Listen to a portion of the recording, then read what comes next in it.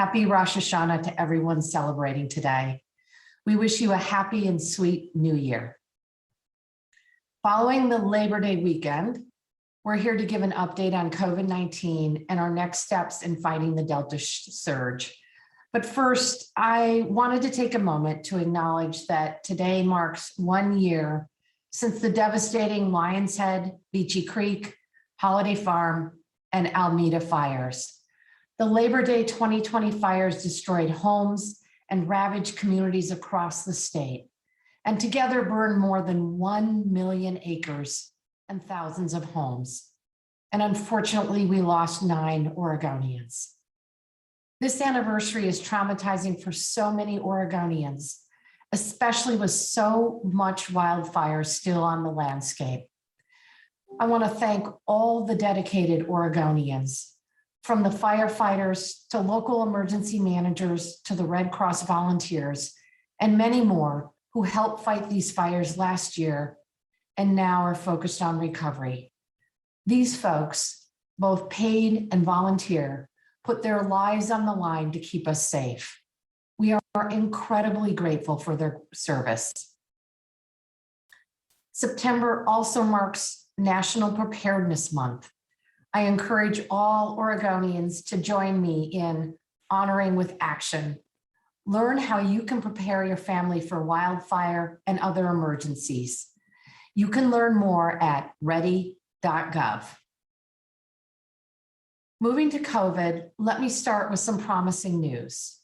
Thanks to Oregonians doing your part, modeling is showing that we are successfully slowing the spread of the Delta variant. We're using the 2 most powerful tools that we have, vaccines and masks. Because Oregonians are masking up and continuing to get vaccinated, we have been able to cut the projected length of this surge. That is really good news.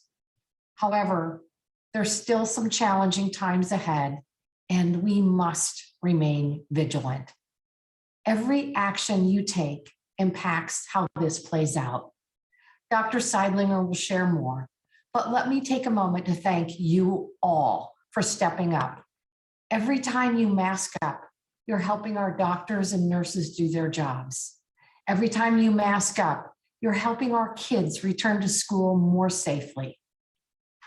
And every time you mask up, you're helping keep our businesses and our communities open. Thank you. Less than 2 weeks ago, I visited the ICU at Oregon Health and Science University. Our doctors, nurses, and healthcare staff are exhausted and continuing to work long hours. We are so grateful for their dedication and determination to save lives. We know that the overwhelming majority of patients in ICUs are unvaccinated. It was both eye-opening and gut-wrenching to put people's faces and stories to these statistics. I saw a young father on life support. He wasn't going to make it.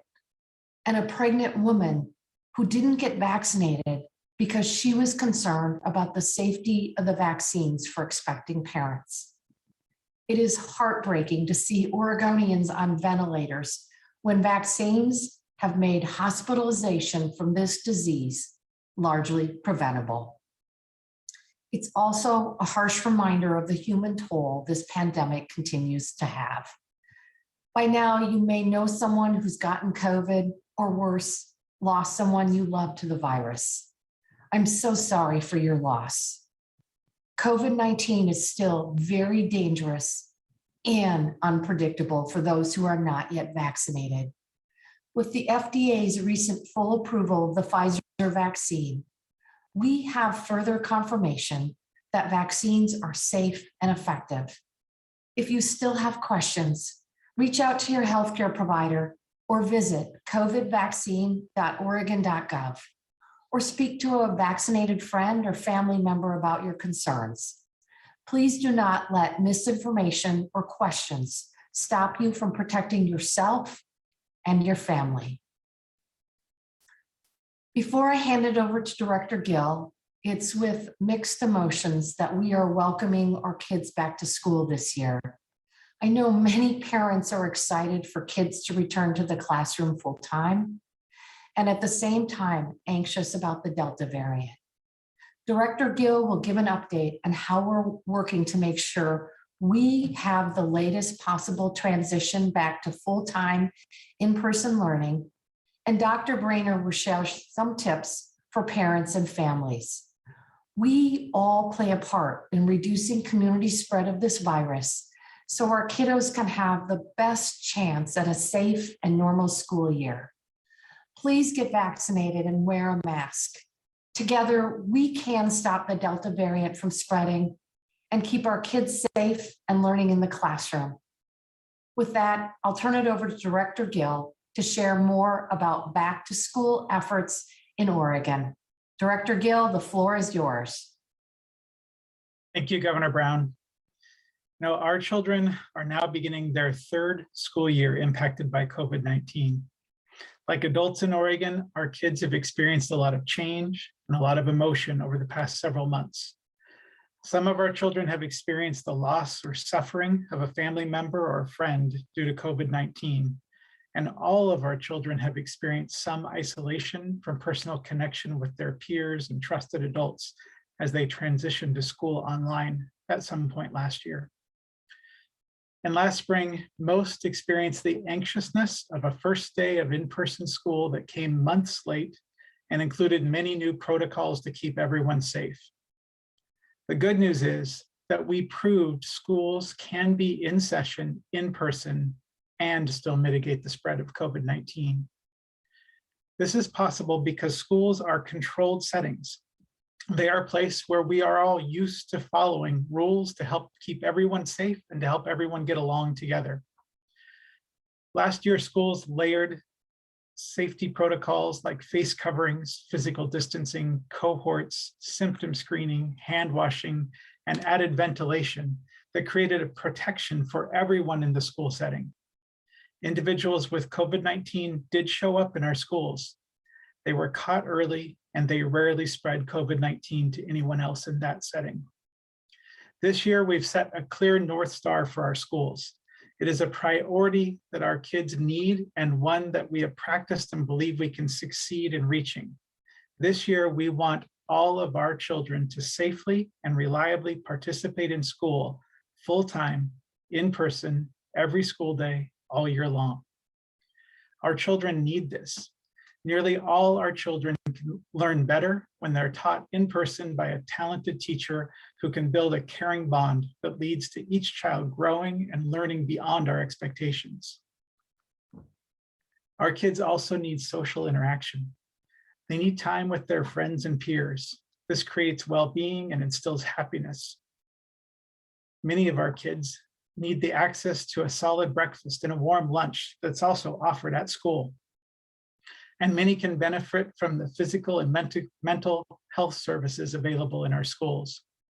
Our schools are places of learning and care, and our kids need access again. This won't be easy, and it will take some sacrifice on the part of community to make this a reality for our children this school year. In recent weeks, Oregon has seen community spread, hospitalization, and ICU rates at all-time highs due to the highly transmissible Delta variant. If you are a student, a family member, an educator, or really anyone who comes into contact with school-age children, we have an ask of you. As communities across the state, we need you to do your part to protect this school year. As I shared, our schools are practiced. Our teachers, our administrators, bus drivers, office and kitchen staff, and all the others in the schools know how to implement these protocols.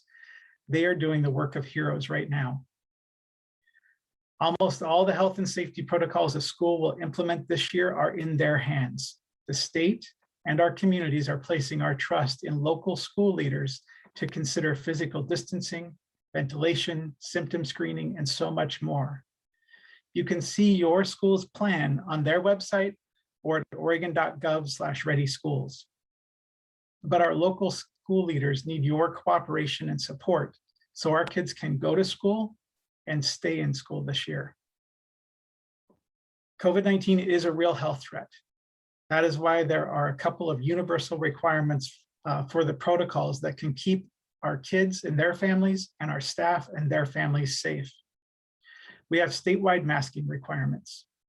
If you are around anyone outside your household, especially if they have school-aged children, please wear a mask. And we have vaccine requirements for our educators. They will be in indoor spaces with mostly unvaccinated youth for several hours each day. When you look at Oregon's case rates, our hospitalization rates, ICU rates, and sadly, even our death rates, it is clear that vaccines work and that they are saving lives. If you are in a household with school-aged children and you are eligible for a vaccine, please get a shot and protect yourself. But even beyond protecting yourself, you'll be protecting your family members, your child's teacher and bus driver, and most of all, your child. These two statewide safety protocols and each of the safety protocols put in place by your school not only make it safer for everyone, but they also help ensure that our kids actually get to stay in school. While there are some serious cases, thankfully, most children still do not get severe cases of COVID-19. However, their access to school is constantly under threat due to exposures to individuals with the highly transmissible Delta variant. Students come into exposure and then they're quarantined and they miss school time. The safety protocols that we have in place help reduce exposures, limit the impact of quarantines, and help keep our kids in school learning, playing, and growing. When eligible individuals vaccinate, they don't quarantine unless they're symptomatic. When people wear masks, they're less likely to be quarantined. When schools use physical distancing and cohort protocols, fewer students get quarantined. The better we adhere to the health and safety protocols in schools, the less likely we are to have students be quarantined and the more likely we are to have them stay in school. We've already seen a few Oregon schools close or delay the start of their school year this year due to student and staff quarantines or isolations this fall. These have been primarily from COVID-19 exposures outside of the school day.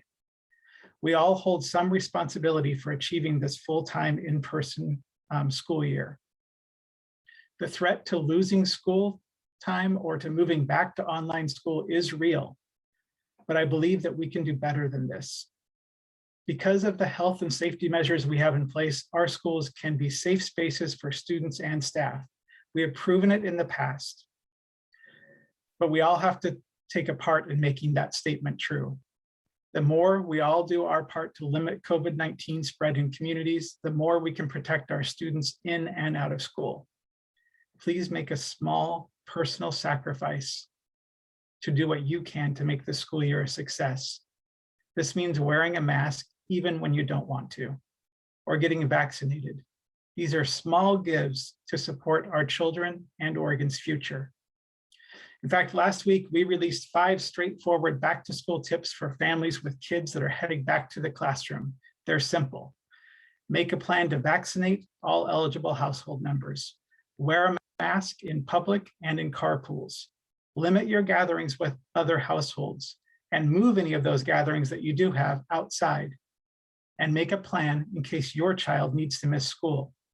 These are 5 simple steps that help protect the first month of school. Today, the Oregon Health Authority and the Oregon Department of Education also issued their first school health advisory. These advisories will include additional steps that individuals, families, schools, and communities can take to help us reach our North Star. Again, that North Star is ensuring that all of our children are able to safely and reliably participate in school full-time in person every school day all year long.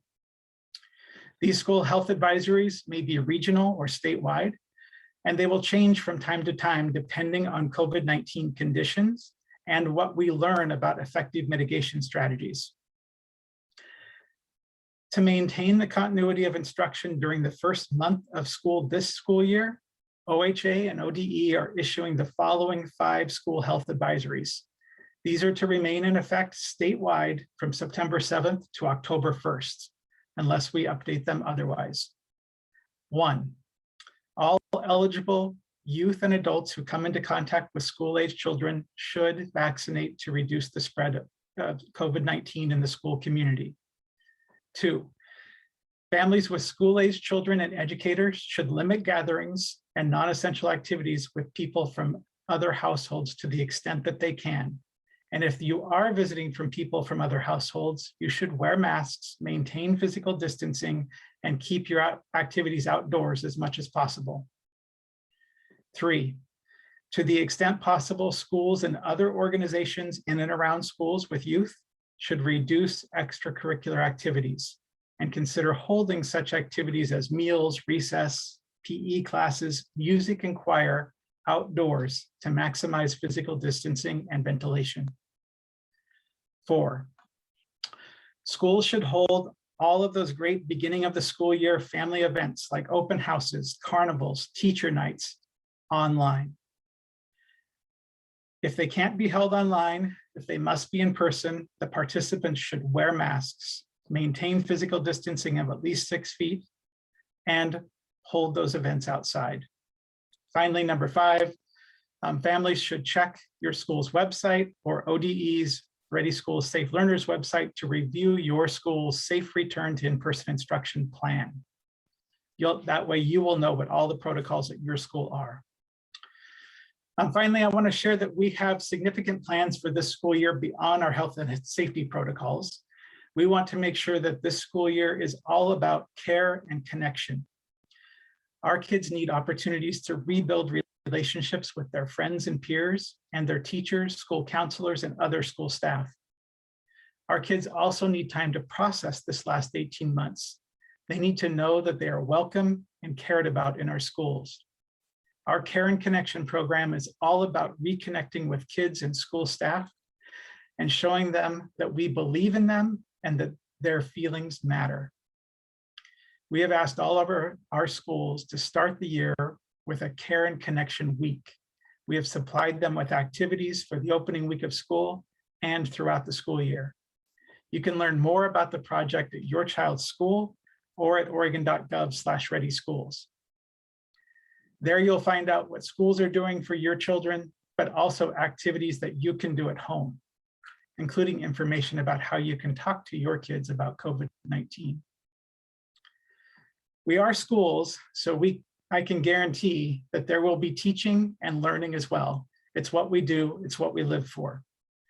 But we are talking about taking a little bit of extra time to work through that back to school anxiousness and make sure that each one of our children know that they are welcome in our schools and that they matter in our hearts before we jump into reading, writing, math, art, science, and more.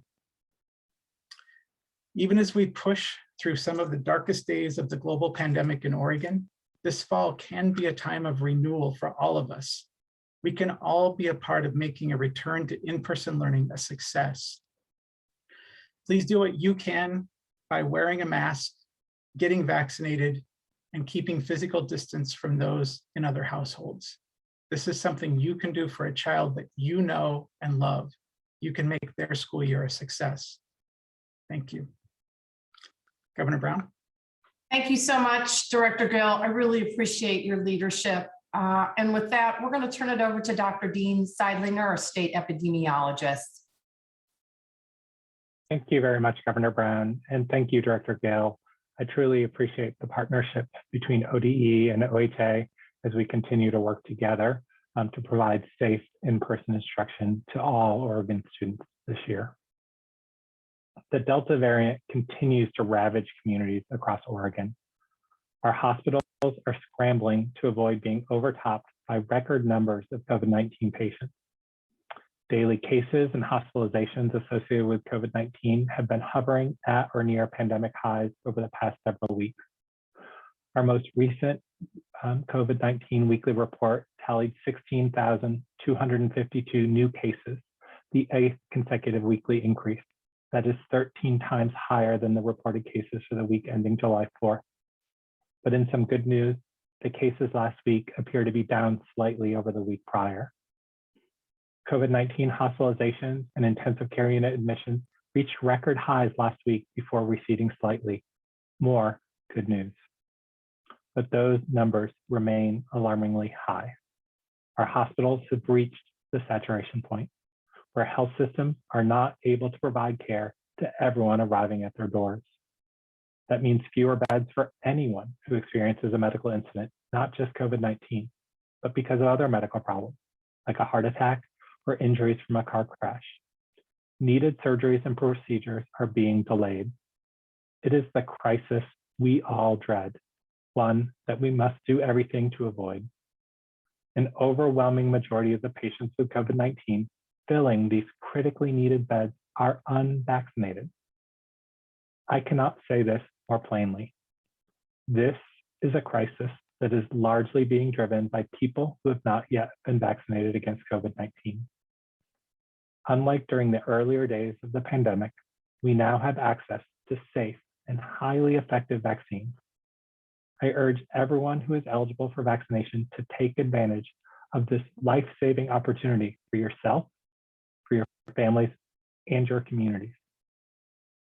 Our newest modeling last week offered some encouragement, a slowing of the growth of cases and hospitalizations in the coming weeks.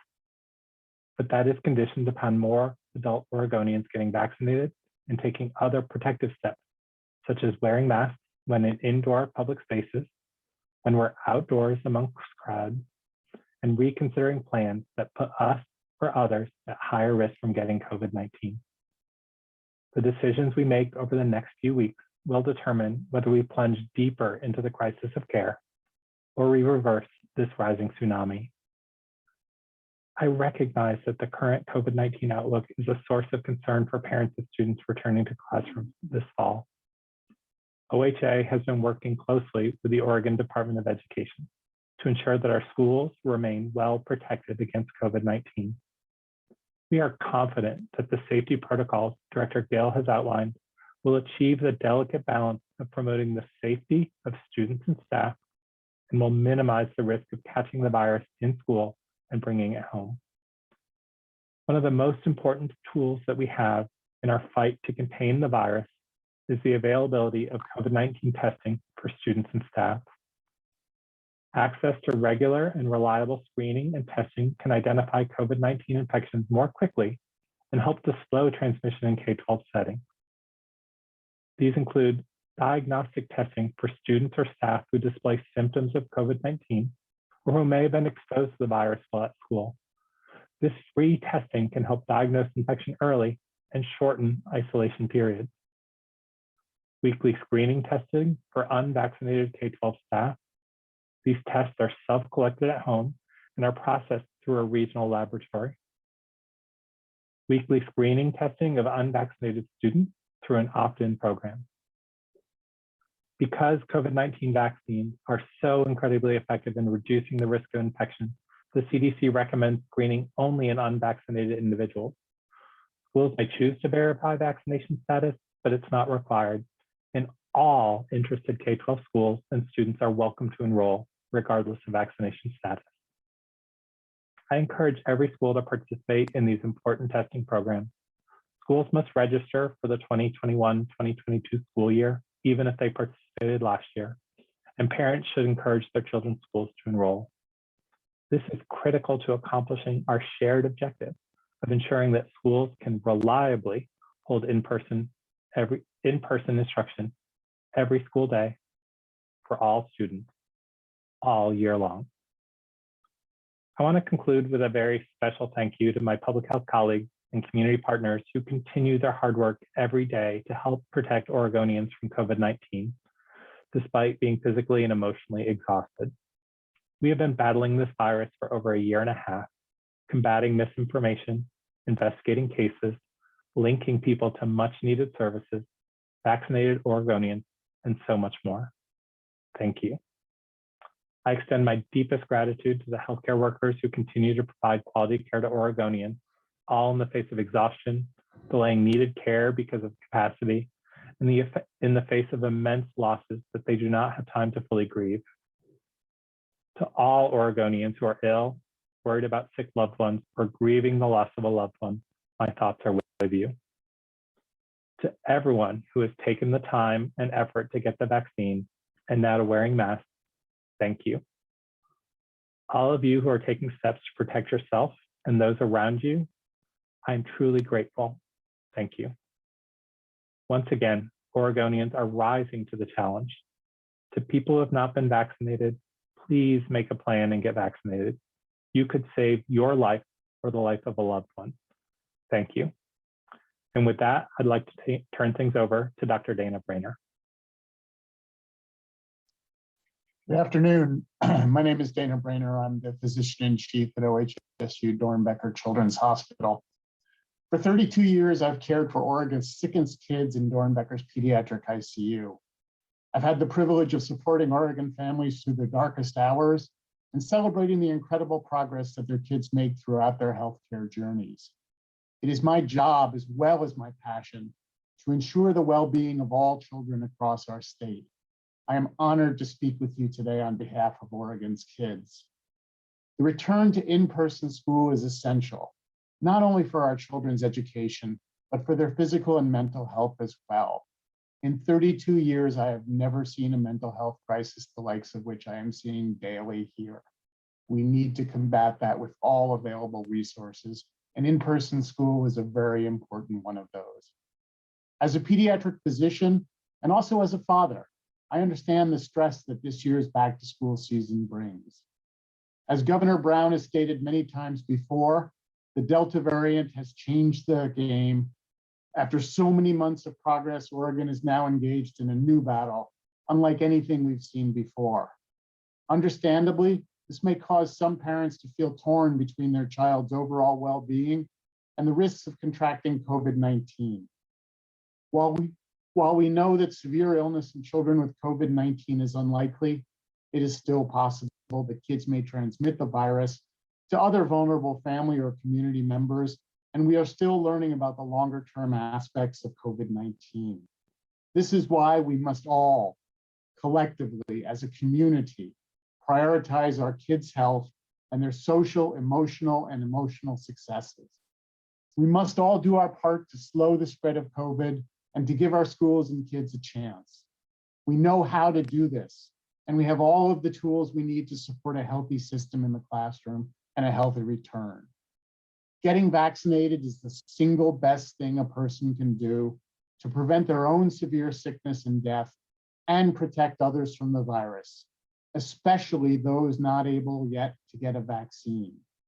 Available vaccines are safe, they are effective, and they make COVID-19 a preventable illness. Both vaccinated and unvaccinated people who need to interact with the community in schools or otherwise should follow these 3 precautions. Wear your mask in all public spaces, both indoor and outdoors, when physical distancing is not possible. Not only will this help to protect you and your loved ones from COVID, but the risks of seasonal colds and influenza as well.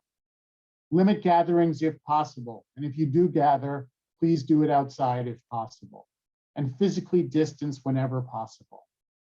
Again, we know that this is hard and this is tiring, but every mask, every vaccine, every attempt to limit gatherings is important. As the proverb goes, it takes a village. In our case, it will take the entire state. We have a common absolute responsibility to protect our children, be they our own or our neighbors. Please get a vaccine for your child or grandchild. Wear a mask for the kid down the street. We all want what's best for children, and we all need to play a part in their success. Finally, your children's hospital has been taking care of kids and families, all kids and families, for more than 100 years. It will take all of us to fulfill this promise both now and into the future. Thank you so much for your attention, and I'll pass it back to Governor Brown. Thank you so much, Dr. Braner. I am incredibly grateful for your service, and I know I speak for Oregonians across the state. We are so grateful for the dedication and service of healthcare workers around the state to keep Oregonians safe and healthy and alive. With that, Charles, we're ready for questions. Thank you, Governor. We'll get started with Pat Duras with KGW. Go ahead, Pat. Thank you. Governor, as we all think about large gatherings, we've had the University of Oregon football game last weekend. this coming week, we have the Pendleton Round-Up. I know you're a big fan of that. Will you be going? And what would you say to others who may or may not be going? Unfortunately, Pat, you know I adore attending the Pendleton Roundup, and unfortunately, I will not be going this year. For those who are attending, I encourage them to get vaccinated ahead of time and to wear their masks. I know sometimes it can be quite warm in the Pendleton region, but we know that combined with vaccines, masks are a very simple and effective tool to reduce transmission of the Delta variant. To everyone else, I'll say let her buck. And just a brief follow-up, can you say why you're not going? I am certainly concerned about community spread. Thank you. Thank you, Pat. We'll go next to Kevin Winter with the Lake County Examiner. Go ahead, Kevin. Thank you for your time. Governor, with the medical and religious exemption, will the state be investigating people who request those exemptions in healthcare and education settings? Here's the good news. The good news is that the vast majority of our healthcare workers and our educator workforce have gotten vaccinated. We're waiting to see numbers on the state workforce. As I just said, masks and vaccines are the most simple and effective tools that we have to beat back the Delta variant. These two tools are like a 1-2 punch if we want to put the Delta variant to rest. So in terms of the state moving forward, we will be taking appropriate action for state employees that are under the executive branch that do not comply with the vaccine mandate. We obviously are aware that there are folks who will be using both the religious and medical exemptions, and we expect particularly employees of the state of Oregon to be honest and trustworthy in filling out these exemptions. Thank you. Thank you, Kevin. We'll go next to Kelly Azar with K2. Go ahead, Kelly.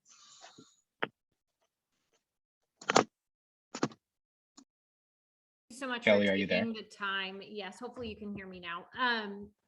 I had a quick follow-up question to the last question. So what happens to teachers if they do not get vaccinated by the deadline? Will they lose their jobs, and who ultimately makes that decision?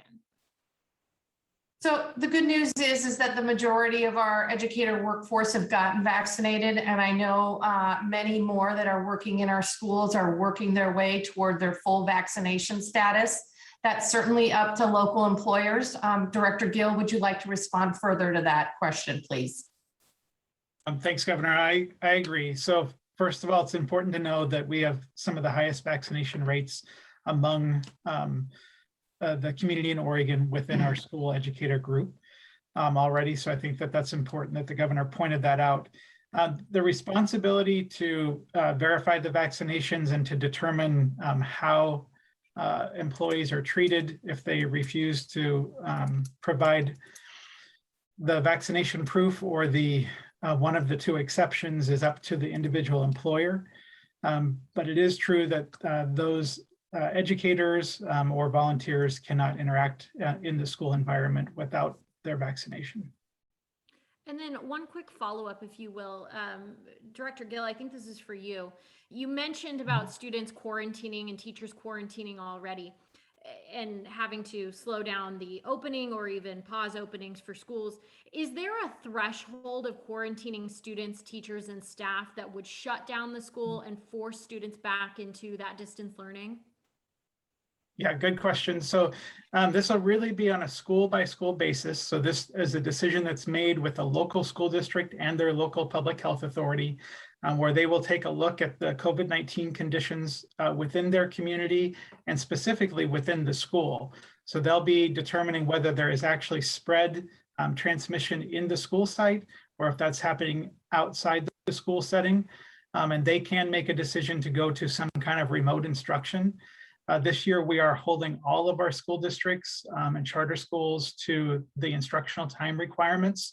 So even if they do move online, they'll be required to make sure that every student has access to a full school day. We will provide them with some tools to make sure that they can plan quickly for a short-term move to distance learning if that's required for a classroom or a wing of a school or even an entire school. But the goal is to get back to in-person instruction. And we do know that from previous experience that our schools can do this if they have all the right protocols in place. Thank you. Thank you, Kelly. We'll go next to Gary Warner with EO Media. Go ahead, Gary.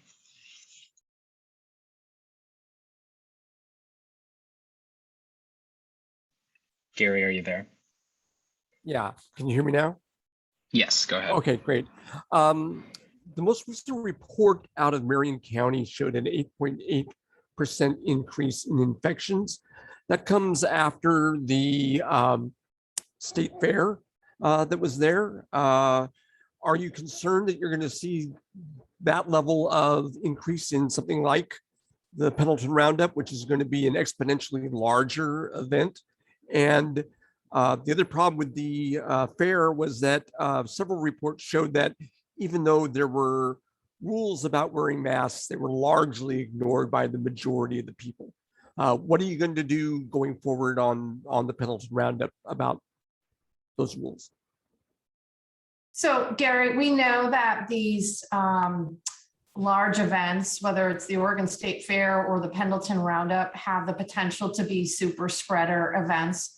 And that's why it's so critically important that people get vaccinated and wear their masks. These are incredibly simple and effective tools to slow the transmission of the virus. In terms of numbers regarding post-fair, I'll turn it over to Dr. Sidelinger.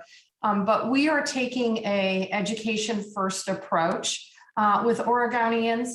And obviously OSHA, which has been enforcing masking guidelines throughout the pandemic, will be following up with establishments, both providing educational materials, but should folks not be in compliance, they will be taking appropriate action. But I would just say this to Oregonians, this isn't about you. This is about the kids under 12 that can't be vaccinated. This is about your friend or your neighbor who's struggling with cancer and for whatever reason cannot receive his or her vaccine right now. This is for our community members that are immunocompromised. This is about our entire community.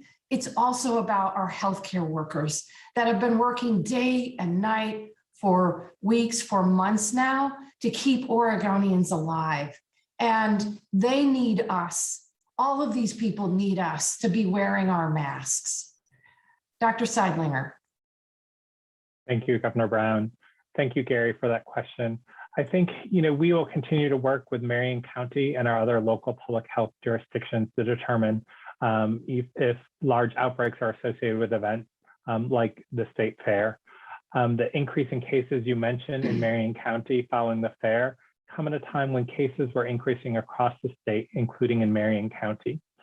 We ask individuals, as Governor Brown stated, to continue to take precautions to protect themselves, their families, and loved ones that they return home to. Wearing masks in these places is critically important to reduce the spread, and getting vaccinated when you're eligible can also reduce the spread. For now, I don't have any linkages of cases to the state fair and large outbreaks, but we know that with cases as high as they are right now in the state, even with some slowing of that increase and potentially starting to see our peak, people are at risk when they're out in public. So think about the plans you're doing with yourself, your family, particularly if you have unvaccinated individuals like children under 12. Get vaccinated when you can, wear a mask in these settings, change plans to outdoors or postpone them if you're able until cases are lower. And with that, we can get through with less impact from the surge, protect the care that we all deserve in hospitals, and set our children up for success as they return to school full time every day this school year after being impacted over the last 2 school years. I just wanted to clarify one thing that the governor said about the being able to, or maybe it was maybe you, Dr. Sidelinger, being able to shorten the period of the rebound off of the peak. Right now, OHSU was projecting around October 30th for getting back to where we were prior to the beginning of this spike. Is that still, Dr. Sidelinger, what you think we're going to be at? How much shorter or longer can we make this as we spill kind of into the holiday seasons? Thank you. Let me first be humble with my response. While we've learned a lot about this virus in the last year and a half, there are still things we are learning, and still things we are learning about how it interacts or acts in our community. We certainly hope that we are nearing the peak of our current surge. Recent data has shown a slowing and potentially a decrease in cases last week. Modeling done by our staff here at OHA as well as OHSU shows this peak decreasing in the kind of second to third week in September. And all those are plausible and probably probable. We've seen more Oregonians get vaccinated in the past few weeks than we did previously. We know that people are taking steps to wear their masks when they're in public places. Survey data shows this activity increasing, and certainly that's contributing to the decrease in cases that we see. So I'd anticipate if our current trend and the modeling holds, that we will see those decreases by October. But we can't rest on our laurels. This is not an on-off switch. It's a dimmer switch. So we need to be prepared if COVID reemerges, whether it's the current Delta variant or a future variant that may not even be known yet. It could come back with a vengeance. Plus, as we move into fall, we know that influenza and other respiratory viruses may return with more of a vengeance. We saw a very mild flu season last year. Some of our masks and activities to stay home contributed to this. But as we move into this fall, we know that some people are taking less precautions. So with those activities in mind, we could see more cases in the fall. But for now, I believe the modeling is correct. The activities Oregonians are taking to reduce the risk are working, and we all need to continue to do that together so that we can battle this virus through the fall and the winter. Thank you, Gary. Our next question is from Eder Campuzano with the Oregonian. Go ahead, Eder. Hi, thank you, and thanks for taking our question. So I'm curious, I think we've all seen the COVSIM research group sort of study of COVID spread in elementary schools where, kids obviously cannot be vaccinated yet, and that the most effective sort of method to prevent transmission is by adopting, a universal masking and testing strategy. So to that, I guess we're sort of wondering why OHA and the Department of Education have gone with an opt-in strategy for testing instead of making it opt-out like some other states. Eder, I'm going to have Dr. Sidelinger and Director Gill respond to your question. Thanks for joining us today. Thank you, Governor Brown. For our response in schools, we have a very robust framework of safety measures in place. As we've talked about before, most of those were requirements during the last school year and have moved to local control during this school year with a few exceptions. That primarily amongst those two, as you heard from Director Gill, are requirements for vaccinations and staff and mask wearing by all students and staff in school settings. These two tools can help reduce the spread of COVID-19 in schools, keep students, staff, and the families they return home to safe. Surveillance testing, or testing available to those who are not sick and have not had a known exposure to COVID, can also help to identify cases early, have those students and staff excluded from school so they can isolate at home while they recover, and help us to identify those who are exposed when it's a smaller number, so those students and staff can stay home in quarantine. This tool, this valuable resource, is provided to all schools across Oregon, public and private. We have this as an opt-in because we know that schools, working with our local public health authorities, know best about the situation on the ground and can make decisions about opting in for entire schools, particular classrooms, particular activities that pose a higher risk, such as some extracurricular activities like sports that bring people in close contact over multiple hours, multiple times per day or multiple days per week. So schools have that as a tool and can opt in to use it. We are encouraging all schools to participate, and through OHA, working with our local public health authorities, ODE working with schools, we are working to get the word out to all schools about the screening testing that's available to them. We also hope that schools continue to participate in the school testing plan. We had over 90% of schools enrolled last year, and this provides free on-site testing to any student or staff who develop symptoms while at school or who may have been exposed while at school, so that we can minimize disruptions to in-person instruction. But as with many of the safety measures, that surveillance testing remains an option for all schools to opt in based on their local conditions. Director Gill, do you have anything to add? No, Dean, Dr. Sidelinger, and thank you. I think just one thing to highlight even further, and that is that we really do believe that the protocols our schools have in place in alignment with the two statewide requirements, the masking and the vaccinations, will really do a lot to ensure that COVID-19 doesn't spread among school communities when those are all implemented with fidelity. Where we have highlighted the access to the opt-in testing programs, the surveillance testing programs or screening testing programs for our schools is especially in places where they can't implement all of the other health and safety protocols. So Dr. Sidelinger talked about sports teams where students may have their masks off during an actual competition. That's a place where we would highlight that an opt-in screening test program would make a lot of sense. If they have a large high school where students are changing classes multiple times a day, it makes cohorting very difficult. That's another place to consider weekly screening of certain classes. So we're asking them to take a close look at their protocols, and where they can't implement all of them, to consider screening on top of that. And we're asking all districts, like nearly all did last year, to volunteer to provide the diagnostic testing for when students or staff are exposed to COVID-19 or show symptoms of COVID-19. Thank you, Eder. We have time for just a few more questions, so we'll go next to Sarah Hurwitz with KPTV. Go ahead, Sarah. Hi, can you hear me? Yes. We can hear you, Sarah. Great, thank you so much. Okay, so this question is for Director Gill.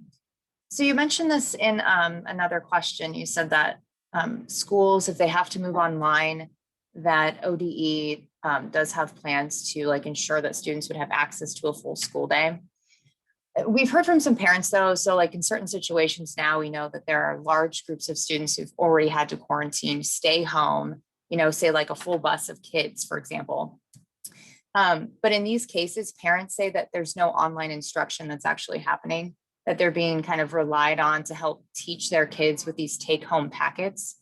So I'm just kind of curious, in these kind of back and forth situations, is this a standard protocol for learning in this quarantine kind of case? And that if schools shut down completely, that they would have access to online instruction?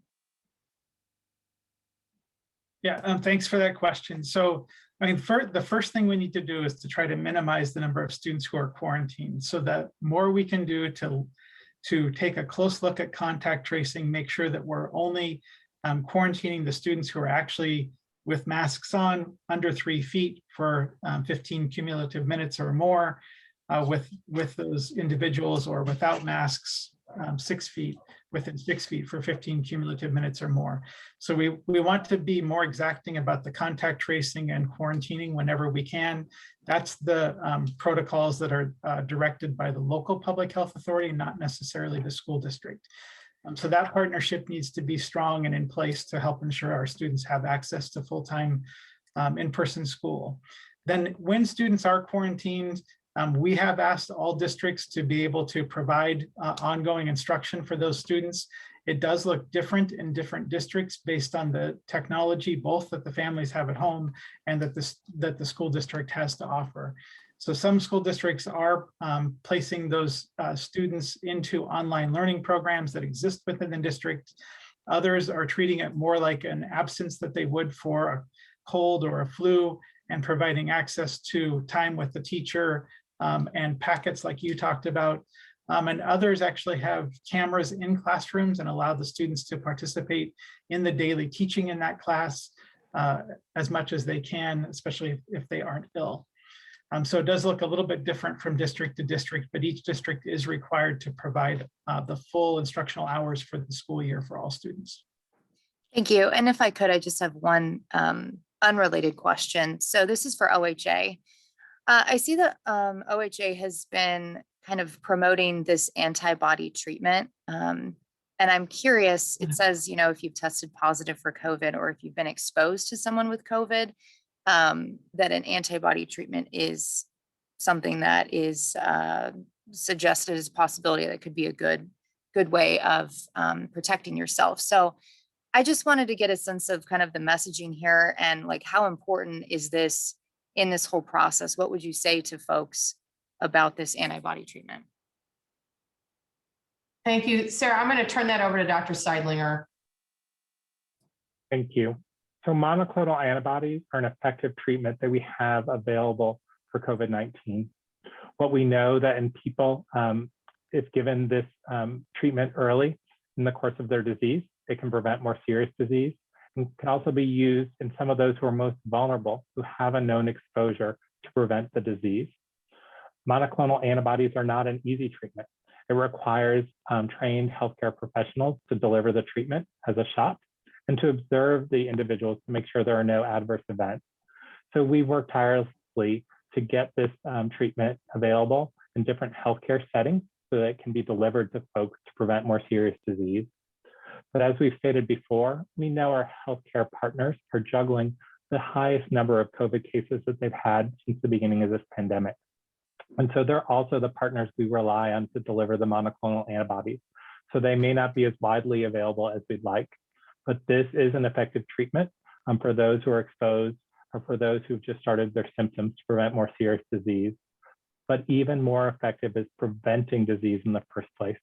Having a vaccine on board and being fully protected by the vaccine does even more to protect you from serious consequences to COVID-19. And for those of us vaccinated or not, when we're in public settings, indoors or outdoor crowded settings, wearing our masks and trying to keep our distance will prevent us from getting sick. But monoclonal antibodies offer an additional tool to help us fight this virus as we face the highest surge we've seen in Oregon since the beginning of the pandemic. Thank you. Thank you, Sarah. We have time for just 2 more quick questions. So we're going to go next to Leslie Thompson with the Argus Observer. Go ahead, Leslie.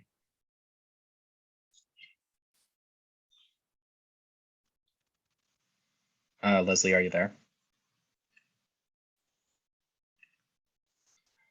We'll come back to Leslie. We'll go next to Amelia Templeton with OPB. Go ahead, Amelia. Yes, hi. So we've heard that in Idaho and Hawaii, governors there have announced versions of crisis standards of care. And I'm just wondering, why hasn't that happened yet for hospitals in Southern Oregon, where we've been told they can't treat everybody who needs their care? Dr. Sidelinger. Thank you, Governor Brown. OHA has worked with our healthcare partners and community members to provide a framework for how to triage or deliver care in resource-constrained times. And certainly this surge of COVID-19 has impacted the ability of healthcare systems to deliver that care. The care that right now is not being delivered is what's considered non-urgent care. These are scheduled procedures. And when I say non-urgent, I'm not talking about cosmetic procedures or things that can be put off indefinitely. These are not procedures people would choose to have. These are orthopedic procedures like hip replacements that keep people out of pain, keep them mobile so that they can live their lives. This is surgeries to do staging for cancer diagnoses so that people can receive the appropriate treatment in a timely fashion.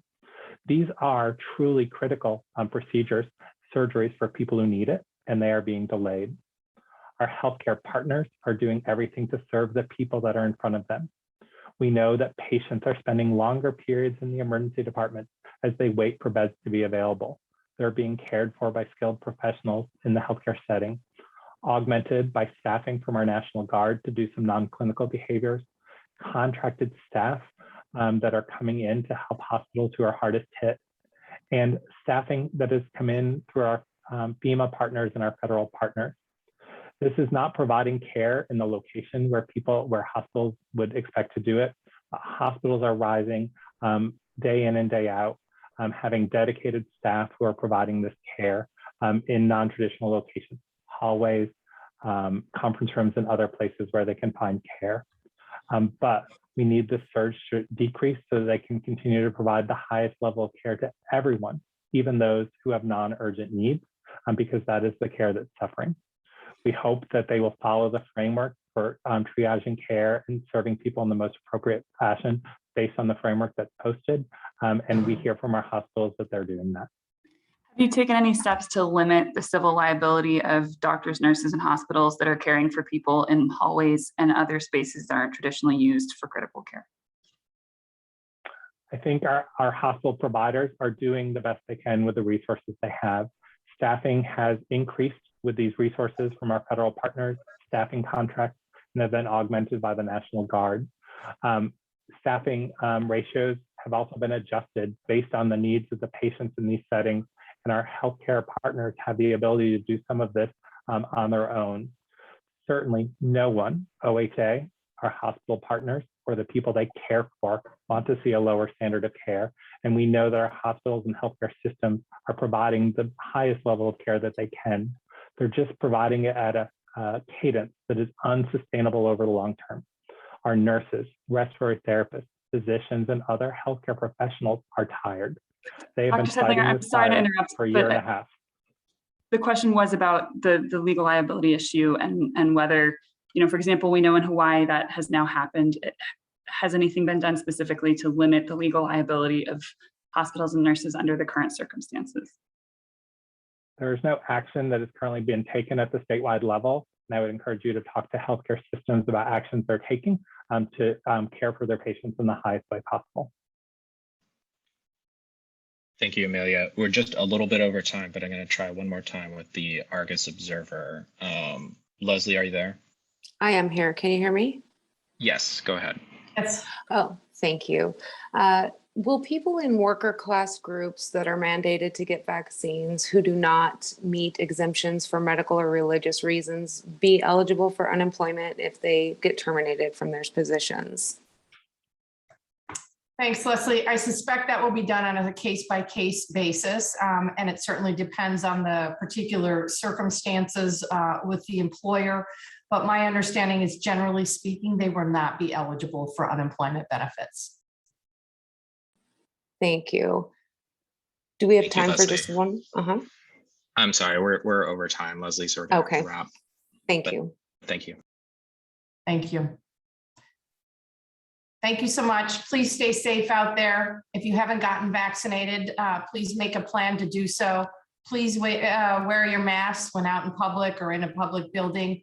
We want to make sure that we keep our kids in school and the classroom with as minimal disruption as possible. And of course, keep our businesses and communities open. Thank you.